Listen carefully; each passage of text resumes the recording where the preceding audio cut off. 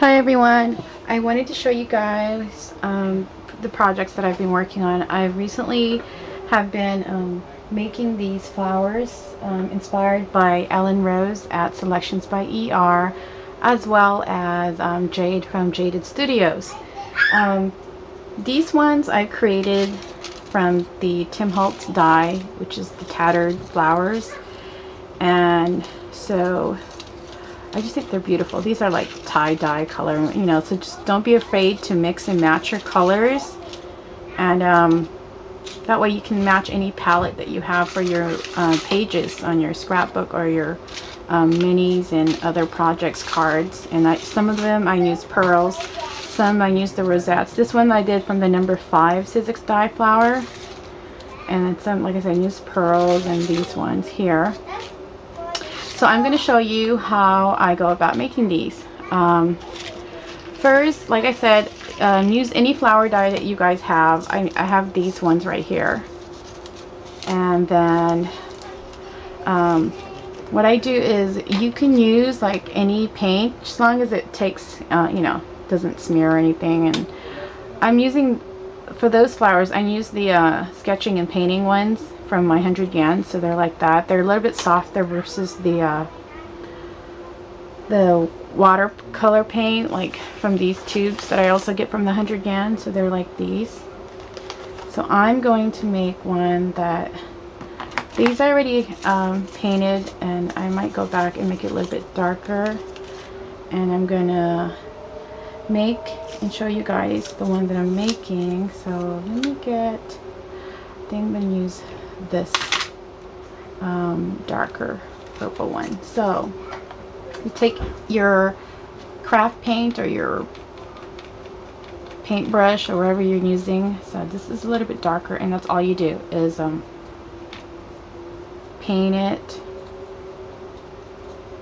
like this. The only thing with this one right here for sketching and painting, it does have that little bit chalky to it, so when it dries, you know, you might have to like rub against, you know, just rub like a paper towel over it to pick up some of that chalk.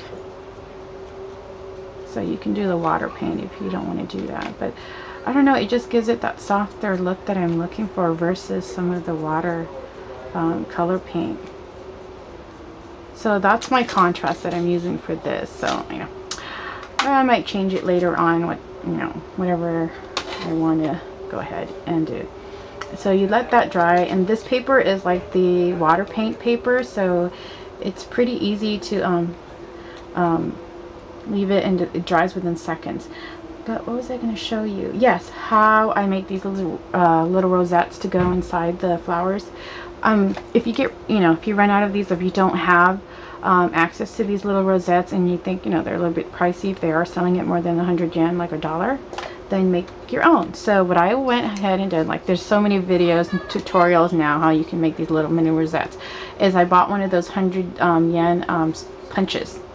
So I punched like 5 of them out, and then what do I do with my paintbrush? That's what I get for making my space so messy. Okay, so the color I'm going to go for, okay, let's go for a little bit of this, I think I added too much water on that one, but yeah, I'm just going to keep going back over and over until I get the desired look that I want. So that's going to go like that, just like that.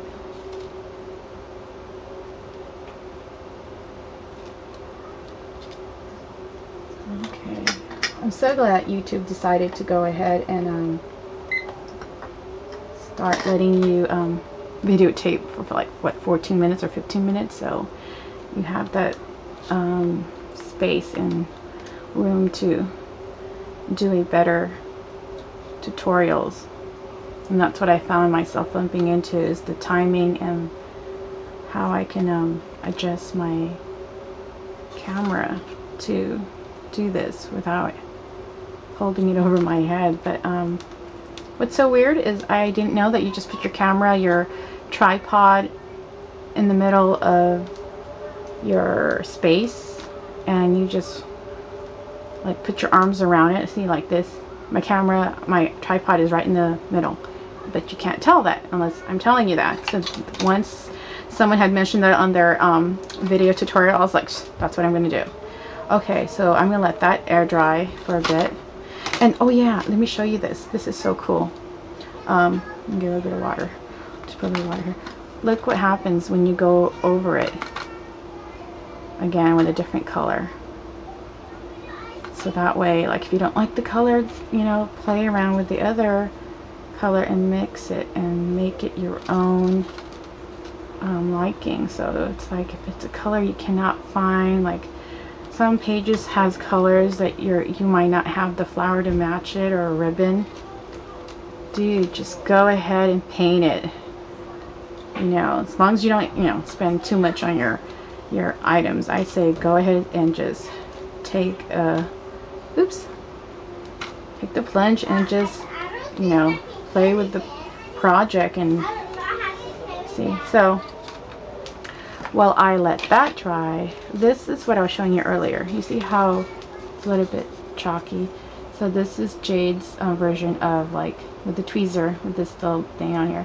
She pinch, then twist. It's so cute. And I think Ellen Rose uses a paper clip, and she pinches and twists, and then pinch, twist. I'm going to twist it a little bit more because it's a little bit more, a little damp, I guess. So that's what I'm doing. So it's going to give it that effect. And don't worry if your paper tears. Like I said, you can go back and repaint it if you have to. These ones, I guess because I kept putting layers and layers of paint, it's taking a little bit. Use your heat gun for it if you have to. It's flying all over the place. I can't even get to it. Okay. It's okay, I can just make new ones. So you take your skewer. First go ahead and like get a little bit of glue on the side there so you can manage. Okay, so pick one that's like the ones that you don't think it's gonna, you know, the one you made a mistake on. Like this one has a little bit more blue, so I will use that as my bottom. So you take your skewer's bottom part and you just point it to the middle, stick it in there, and just twist it on there. Dab your glue, and then the reason why I'm using these chipboard on here is because when I'm using the heat gun, it melts the plastic. So just twist, add a little glue. Hope you can see it, and then you just, like, you know, start opening the middle if you want. You know, it's like a little bulb, and the flower petal is starting to open, blossom. So just, let me see if you can do it. Just go and get this in there, scrunch it up in there and twist. Dab a little glue in the bottom, and then just stick it in there. Make sure it's in here and there, and okay, there's the last one. So I do like 5 punches for this one, and then the very last one, what I do is I try to keep it in its shape so I don't open it. So I'm just gonna stick it in there and just really press more pressure because it's the last one. And again, use one of my beaded pearls for the middle. It's up to you, whatever you want. So I'm just going to use one of these, get some of that glue, and just stick it in that middle right there, so then you can have that.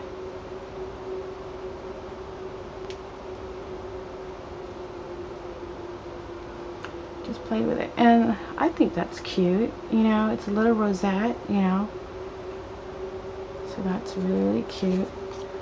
And then you just, you know, put glue here. Like I said, I'm going to make it a little bit darker, so then that's the reason why I'm not gluing it right now. But you just put your glue there, add your small thing there, and just add your glue there, and you're going to get this flower. which I think is so lovely. And it's great, like I said, because it matches. You can pretty much match anything you have on your page.